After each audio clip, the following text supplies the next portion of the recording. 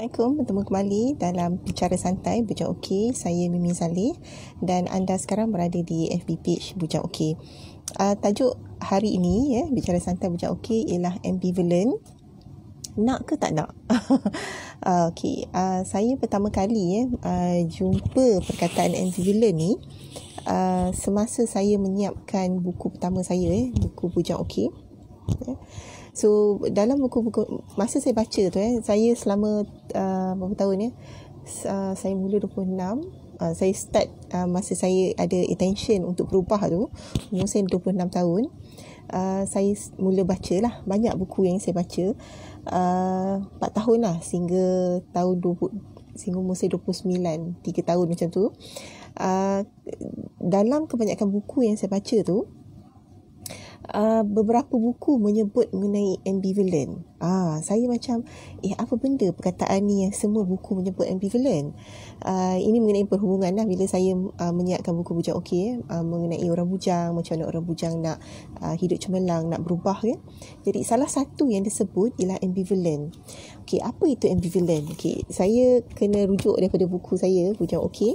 Kerana di sini saya telah nyatakan definisi setelah saya baca beberapa buku dan gabungkan apa yang mereka define, definisikan mengenai ambivalent. Di sini ambivalent dinyatakan sebagai satu tindakan refleks yang dilakukan secara spontan oleh semua orang dalam membuat pilihan. Jadi bukan sahaja dalam perhubungan tetapi dalam apa sahaja bentuk membuat keputusan. Okey. So ada lagi lah yang saya nyatakan di sini tapi lebih kepada perhubungan. Tapi satu buku yang saya baca saya suka oleh Al Crowell. Al Crowell ni dia kata ambivalent ni ialah kemahuan yang berbelah bagi. Ia melibatkan dua elemen penting yang saling berkait, iaitu keinginan untuk bercinta. Okey, ini dalam buku yang saya baca ni mengenai bercinta lah Tapi bila kita melihat dari konteks membuat keputusan, ia boleh diguna pakai So dia cakap ni melibatkan dua elemen penting yang saling berkait, iaitu keinginan, yearning, dan takut, fear. Memahami ambivalent bermakna kita perlu faham bagaimana dua elemen ini bertindak balas. Okey. So dalam kat sini dia maksudkan yearning ni ialah keinginan terhadap sesuatu, dia nak. So kita ada satu elemen yang kita namakan keinginan, iaitu yearning, dan satu lagi elemen yang fear, takut. Jadi elemen takut ni bukan maknanya kita melihat hantu, tapi dia satu feeling yang kita takut kepada satu ketidakpastian. Jadi yearning dengan fear, dia seolah-olah macam ni tau. Dia nak tapi fear menarik dia. Jadi dia ada proses macam ni, tarik menarik antara dua elemen ni. Jadi itu ambivalent secara ringkas apa itu ambivalent. Jadi macam mana ambivalent ni kita nak kenal pasti simptom dia. Kalau penyakit kita nak tahu, kita kena tahu apa simptom dia. Paling mudah bila saya baca semua buku, satu perkara yang nyata ambivalent apabila orang tu menyebut perkataan tetapi. Okay. Dalam membuat keputusan, maknanya tetapi ni kita banyak kali guna lah. Tapi apabila kita membuat keputusan, bila dia dalam proses membuat keputusan tu, and then dia ada guna perkataan tetapi. Okay. So misalnya, saya guna kat sini dalam konteks buku Bujang Okey lah. Ini dia kata, aku nak kahwin dengan dia, tapi aku takut kehilangan keseronokan bersama-sama dengan member aku yang lain. Aku nak rasa nikmat cinta, tapi aku takut kena reject. Boyfriend aku baik, tapi aku rasa aku boleh cari yang lebih baik. Aku nak kahwin, tapi aku takut perceraian. Ni belum kahwin lagi tapi dia takut perceraian. Okay. Aku nak kat dia, tapi aku rasa aku tak sepadan lah, aku tak handsome. Ataupun saya pernah dengar juga ramai yang berkata macam ni tau. Aku memang nak kahwin, tapi siapalah aku duit pun tak ada. Okay. So ramai menggunakan beberapa alasan yang konkret pada diri dia. Maknanya isu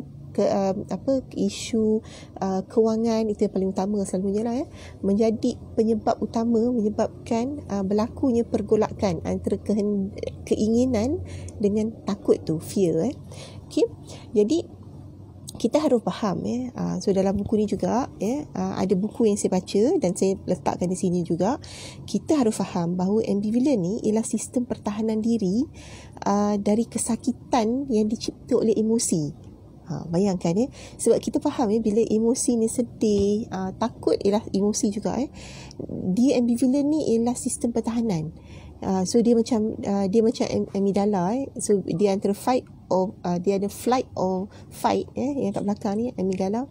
So sama juga macam ambivalent ialah sistem pertahanan kesakitan tu yang disebabkan oleh emosi. Jadi apa dia buat? Dia tak nak.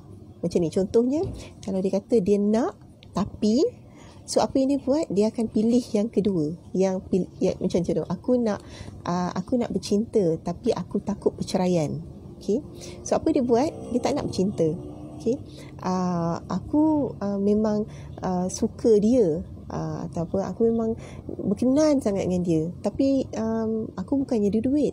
Okay, so dia menggunakan contoh yang selepas tetapi tu sebagai yang penguat untuk dia untuk tidak melakukan tindakan seterusnya. So dia ambil untuk yang pertama lah.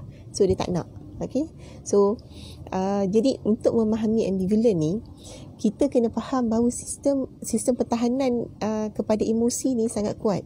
Disebabkan oleh apa? Okay, selalunya disebabkan oleh pengalaman lalu. Jadi benda-benda ni ambivalent dia tak berlaku sekelip mata. Bila kita tengok kanak-kanak kan, selalu dia guna alah tak nak lah mandi, sejuk kan, itu ada tapi juga dalam.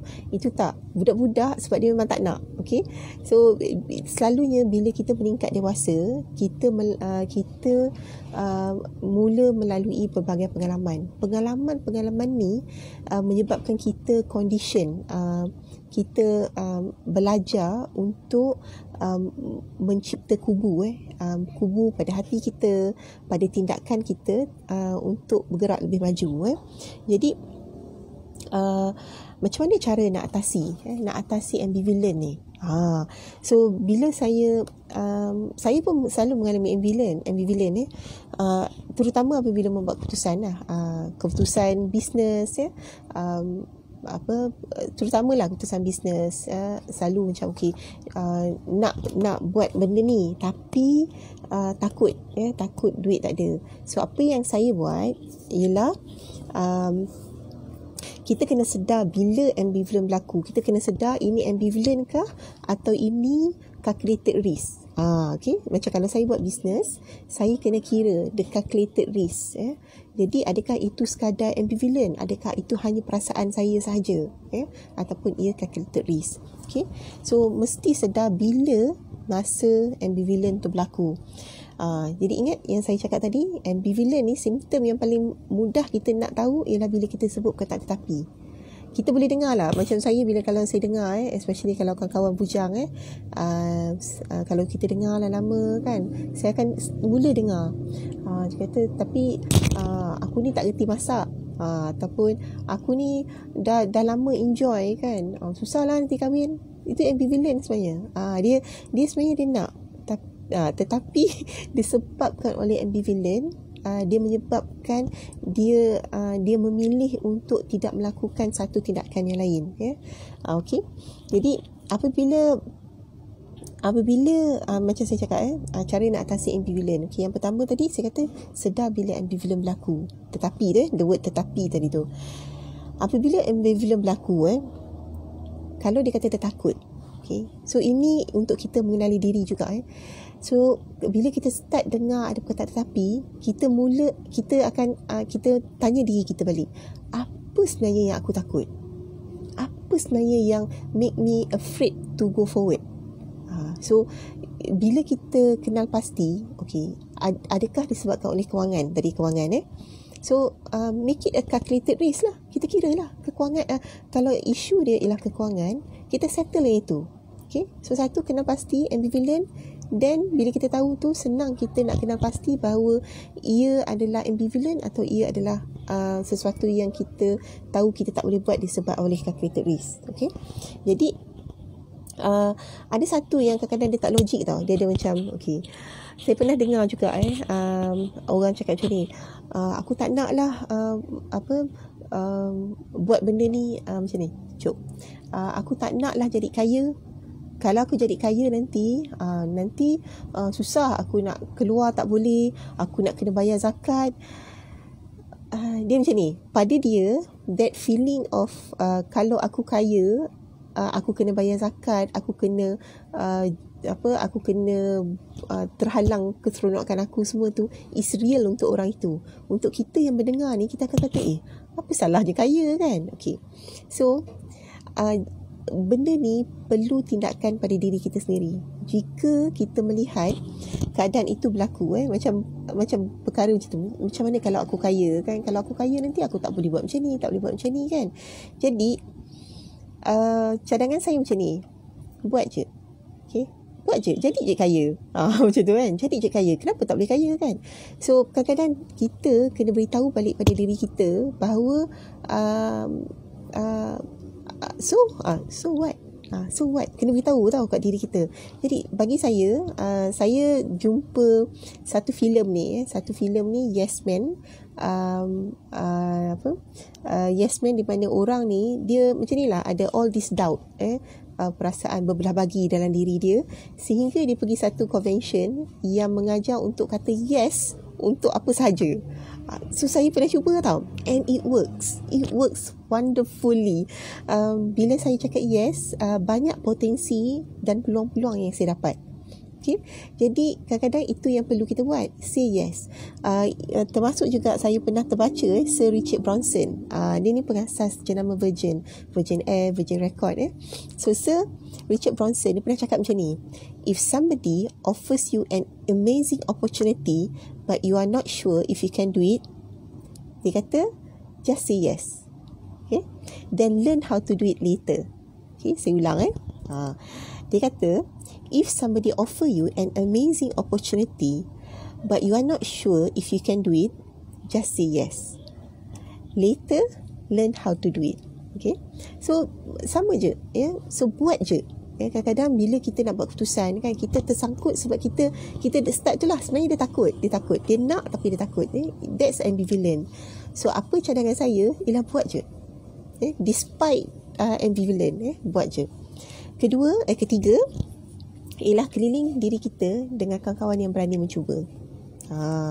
Part ni saya suka juga. Saya suka dengan kawan-kawan yang macam contoh saya nak saya teringin nak berlari kan, tapi badan berat. Okay, tapi bila saya berkawan dengan kawan-kawan yang masuk maraton, masuk larian kan, mereka kata jom lah Mimi, sign up je. So dia macam kena kata yes je lah, macam tu. So secara tak langsung kita kata yes kepada tindakan yang dicetuskan oleh kawan kita yang berani mencuba ni. Okay? Jadi saya cadangkan 3 sajalah. 3 saja. Walaupun 3, tapi untuk orang yang betul-betul nak moving forward, tidak mahu berbelah bagi, jadi saya cadangkan. Saya cadangkan untuk 3 perkara ni. Sedar bila ambivalent berlaku. So bila ambivalent berlaku, kita boleh tanya balik diri lah, apa sebenarnya yang aku takut. Okay? So yang kedua tu, buat je. Ingat tadi yang Sir Richard Branson cakap tadi, kalau orang memberi anda satu peluang yang bagus dan anda tak tahu apa nak buat, just cakap ya. Okay? Cakap ya dan kita fikirkan caranya kemudian. Okay? Okay. So yang ketiga, kelilingi diri kita dengan orang-orang yang berani mencuba, yang memang jenis yang berani lah, yang mencuba sesuatu yang baru. Tetapi saya ada disclaimer juga di sini, bagi individu yang baru nak berubah, yang baru nak berubah menjadi diri dia yang lebih baik, kadang-kadang dia orang yang terlalu agresif untuk mencuba ni menjadi satu ketakutan baru juga untuk dia. Jadi saya cadangkan buat perlahan-lahan, perlahan-lahan. Satu mengenai persahabatan, mengenai kawan, the more kita berubah nak jadi lebih baik, insya-Allah kita akan jumpa kawan-kawan yang membawa kita ke jalan itu. Ini amazing about mindset untuk berubah, menjadi lebih baik. Kita akan jumpa orang-orang yang membantu kita ke arah itu. Okay? Mungkin di lain masa saya akan cerita juga mengenai Dream Breaker, sebab untuk kita berubah juga, pada masa yang sama kita akan jumpa orang yang akan memusnah impian kita. Okay? Itu kita akan cerita akan datang. Jadi hari ini dalam masa yang singkat ini saya berkongsi mengenai ambivalent. So kita tahu tadi ambivalent ni ialah antara nak keinginan yang kuat dan juga ketakutan, yearning, keinginan berbelah bagi. Jadi macam saya mention sebentar tadi, 3 yang saya cadangkan kita boleh buat. Satu, sedar apabila ambivalent berlaku, supaya kita boleh tanya balik soalan tu pada diri kita, apa sebenarnya yang aku takut. Yang kedua, kita boleh just do it. So kalau orang give opportunity kan, buat je. Dan yang ketiga, kelilingi diri kita dengan orang-orang yang positif, orang-orang yang boleh membawa kita ke depan. Jadi insyaAllah saya faham perasaan berbelah bagi ni normal. Sebenarnya normal. Semua orang berbelah bagi apabila belum membuat satu keputusan, apatah lagi keputusan besar. Jadi saya pun tahu dalam waktu sekarang perintah kawalan pergerakan ini, ramai yang sebenarnya melalui banyak ambivalent, nak tutup bisnes atau tak, ataupun macam contohnya apa lagi masa awal Ramadan nak mampukah aku menjadi imam, kan imam kena keluarga, tapi buat je kan. Bila kita buat, kita boleh sebenarnya kan. Jadi sebenarnya ambivalent hanya satu perasaan, sistem pertahanan dalam diri kita yang dicipta oleh emosi itu sendiri tau. Jadi it's normal. Kita hanya perlu sedar apabila ia berlaku. Jadi jika anda suka video ini, boleh kongsi dengan kawan-kawan yang lain. Jadi saya doakan anda supaya tetapkan prinsip doa untuk mengurangkan dan minta doa supaya kita dihindari daripada perasaan berbelah bagi. Semoga Tuhan beri kita ketenangan untuk membuat keputusan dalam hidup kita dan untuk kita lebih bergerak lebih maju ke hadapan. Jadi jika ada sebarang komen atau cadangan, boleh letak di bahagian komen dan cadangan. Jadi sehingga di lain masa, daripada saya Mimi Salih, sehingga ke minggu depan. Assalamualaikum.